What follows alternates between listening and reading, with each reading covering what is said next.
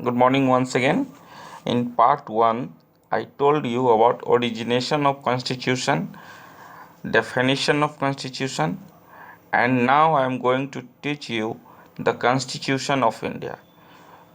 Students, all of you know about that our country India became independent at 15th of August 1947 and it became a republic at 26th of January 1950.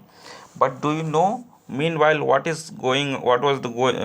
happened and how our country became an independent? आप सभी जानते हो कि हमारा country 15 अगस्त 1947 को आज़ाद हुआ और 26 जनवरी 1950 को यहाँ पे एक कॉन्स्टिट्यूशन लागू हुआ, इम्प्लीमेंटेशन हुआ उसका, और उस दिन से हम रिपब्लिक डे मनाते हैं और our country became republic. But till then meanwhile इस बीच के पीरियड में क्या हुआ? Actually I want to tell you that before India got formally independent, India के इंडिपेंडेंट होने के पहले ही formally independent plans were under way to draft a constitution for the country. जो कॉन्स्टिट्यूशन का ड्राफ्टिंग होना था वो स्टार्ट हो गया था. Finally on 26th of January 1949 the constituent assembly adopted. एक कंस्टिट्यूएंट असेंबली बनाया गया था जिसमें बहुत सारे लोग शामिल थे. उन्होंने ये कॉन्स्टिट्यूशन को अडोप्ट कर लिया था, which came into effect on 26th of January 1950 और ये इसको इम्प्लीमेंट किया गया 26 जनवरी 1950 के बारे में. तो ये अभी तक तो इसमें तो बहुत सारी इन्फॉर्मेशन है, बस आपकी बुक में इतना ही है, तो अभी इतना ही जानो. इसके बाद the second topic that is I am going to tell you about preamble to the constitution of India. Actually, we should know what is preamble. At first, we have to know about the preamble. Actually, I want to tell you practically. Preamble. आप सभी book खरीदते होंगे. Book के starting में कुछ लिखा हुआ देखोगे फर्स्ट पेज पे, और वो प्रीएम्बल होता है एवरी बुक का. And preamble is the soul of the book. उस प्रीएम्बल में क्या क्या उस बुक में पढ़ना है, किस चीज़ के बारे में है, किस चीज़ के लिए है वो बुक, वो सारी चीज़ें उसमें मेंशन रहती है. यहाँ भी देख रहे होगे आपने प्रीएम्बल ऑफ कॉन्स्टिट्यूशन, यहाँ पे एक कोने में कॉर्नर में ऊपर दिया गया है, राइट साइड के अपर साइड में. So in our constitution in preamble page everything has been mentioned. सारी चीज़ें मेंशन किया गया है कि ये कॉन्स्टिट्यूशन किस लिए बना है, इसका पर्पस क्या है, ये किस तरह का कॉन्स्टिट्यूशन है. ये सारी चीज़ें कॉन्स्टिट्यूशन में प्रीएम्बल में दिया हुआ रहता है. And Indian constitution has a preamble which serves an introduction to what the entire document talk about. और इंडियन कॉन्स्टिट्यूशन में भी ठीक वैसे ही प्रीएम्बल में वो सारी चीज़ों को मेंशन किया गया है जो हमारा कॉन्स्टिट्यूशन कहता है. So it's you can say it is the soul of constitution. हमारे कॉन्स्टिट्यूशन की आत्मा है. हमारे कॉन्स्टिट्यूशन में क्या क्या चीज़ें है, कौन कौन से सारी चीज़ें हैं, क्या क्या चीज़ का प्रावधान है, उन सारी चीज़ों को इसमें मेंशन किया गया है. So the mainly that is mention in our constitution, that is preamble to Indian constitution, states that it is a sovereign, secular, socialist and democratic republic. अब सॉवरेन क्या है? सॉवरेन क्या ये है, सॉवरेनिटी का मतलब हुआ कि no one can enter in our country without our permission. No one, no citizen of any citizen of the world can enter in our country without our permission. ये है sovereign. So India is a sovereign country. So किसी को यहाँ आने के लिए visa लेना होता है, और कोई अगर आता है तो हमारी मर्ज़ी से. हमारी मर्ज़ी मतलब आवर गवर्नमेंट्स परमिशंस, वो जो हमारी इलेक्टेड गवर्नमेंट है उसके परमिशन से.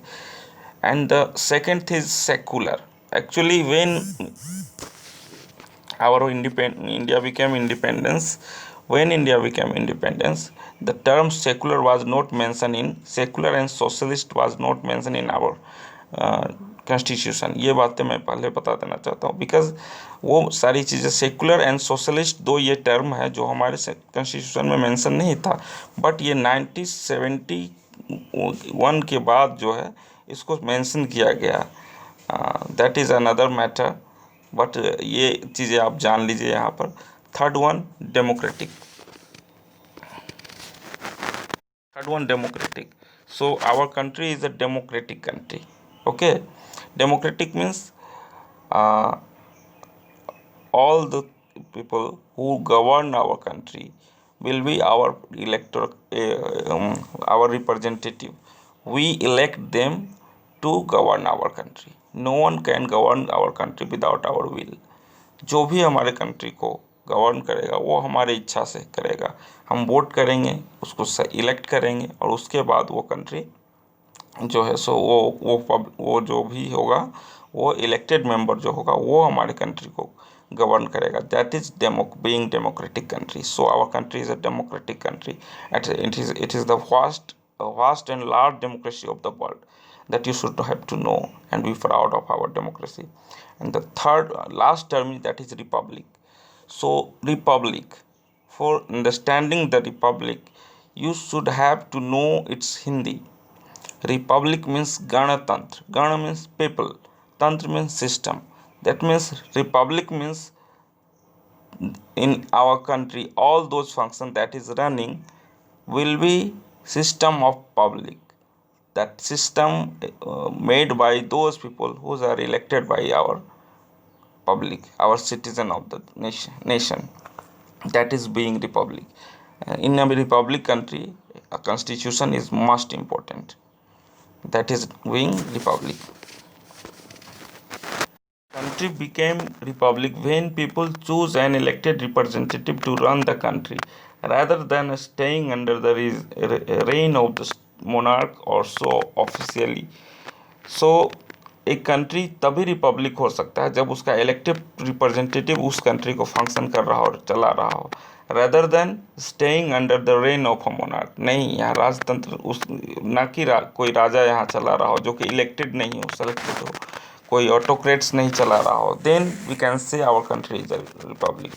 सो for being a republic nation, democracy is most important. So the second thing that I cleared, that is what is preamble and what is republic and what is uh, uh, available in our preamble of the constitution. Those terms I cleared very well. I hope all of you understood, and if you have any kind of problem, then please uh, write about this, ask about this. I will make you cleared. Okay. And the third one, what is drafting committee and what is constituent assembly? Students, at first I want to clear that on 29th of August 1947, a drafting committee was formed by the Constituent Assembly, which appointed Dr. Bhim Rao Ambedkar as its chairman. Drafting committee consisted of N. Gopal Swamy, Aladi Krishna Swamy, Aya K. M. Munshi, another person. So, what is Constituent Assembly? What is Constituent Assembly and what is Drafting Committee? At first, we have to know. About Constituent Assembly. So, what is Constituent Assembly? Constituent Assembly is a group of people that is consist of elected representative.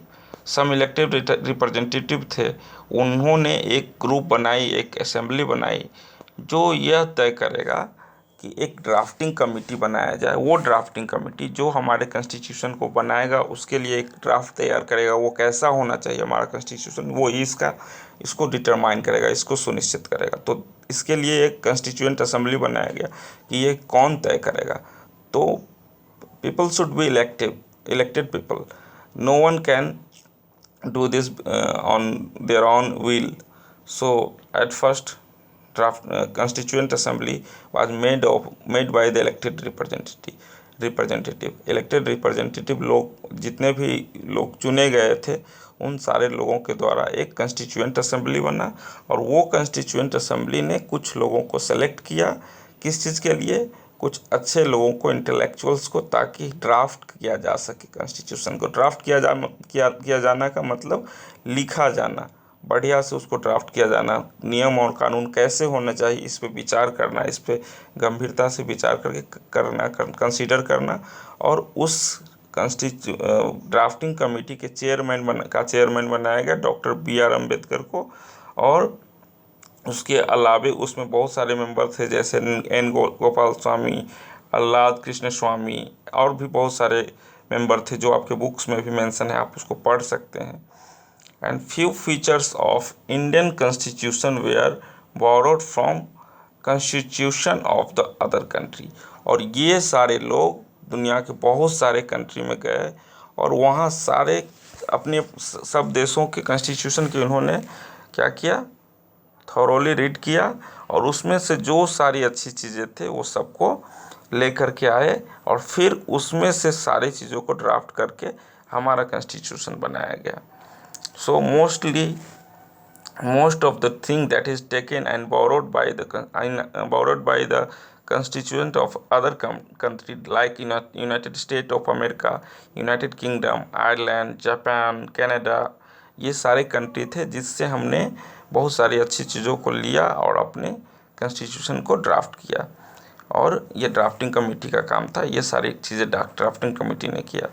So you can say today the Indian Constitution is said to be the one of the best in the world.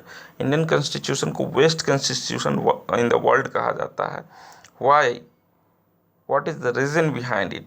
Since it has been amended only a few times since its adoption around 69 years ago. 69 years या 70 years जो भी समय हो गए, उस समय से लेके अभी तक केवल एक अमेंडमेंट हुआ है, और इसके अलावा बहुत सारे अमेंडमेंट हुआ है, लेकिन बहुत कम। और इसलिए बनाया गया ताकि सारे कॉन्स्टिट्यूशन को देख करके उनसे सारी अच्छी चीज़ों को ले करके तब अपना कॉन्स्टिट्यूशन बनाया गया है। The next thing that I will explain in your next session related from this chapter, that is federal structure of our country. Federal structure in our country, the federal structure of the government, Indian government है हमारे country में, federal structure of the Indian government है। उस federal structure में government कैसे काम करती है, इन सारी चीज़ों को हम नेक्स्ट सेशन में बताएंगे।